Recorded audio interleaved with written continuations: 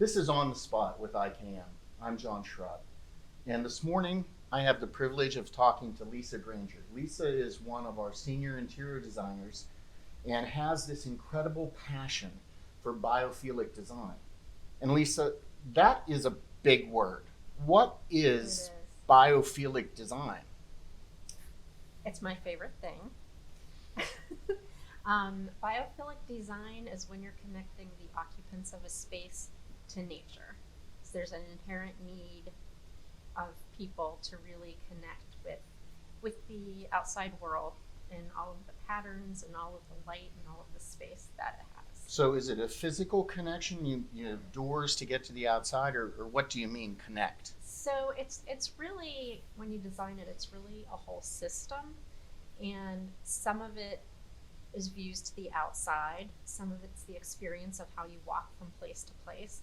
Kind of the way I like to think of it is when you're booking a vacation and you're figuring out what kind of room that you want. And one room, you're looking out to the ocean and you have the sounds of the ocean, and you can feel the breeze if you open up the windows, and the smells, maybe, you know, the salt water, and you just have a different feeling versus the room on the other side of the building, which is where you're not going to have that view, you're not going to have that smell. They're going to be replaced by something else.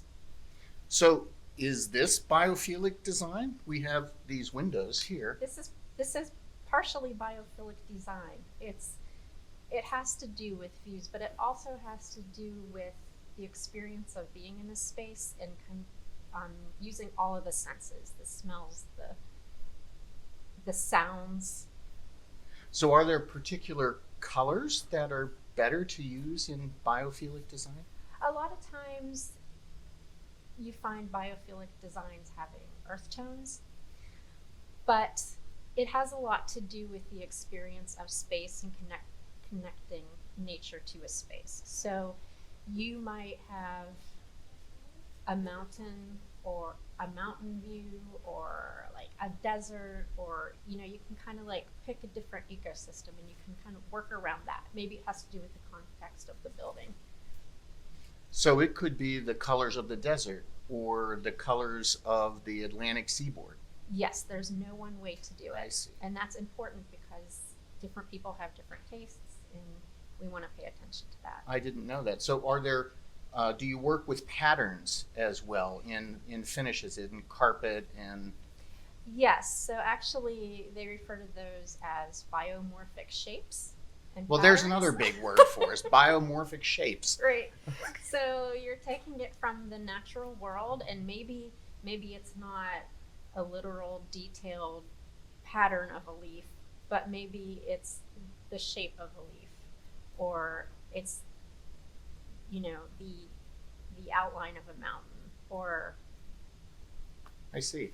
So I know you've been successful getting some of our clients to understand this, particularly on the healthcare side of things. Does this translate into other market sectors as well? It translates into every sector you can have, and including outer space. All right, now you've got to tell me about that. So when they designed the International Space Station, there's actually a big cupola of windows. They found it's better for the mental health of the occupants if they're able to look out and see Earth and connect back to where they come from and everything that's going on there.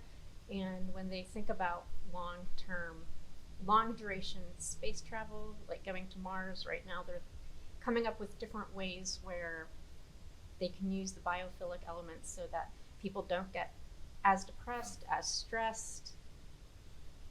Oh, that's fascinating. So I really appreciated our talk this morning. Thank you for being on the spot. And until next time,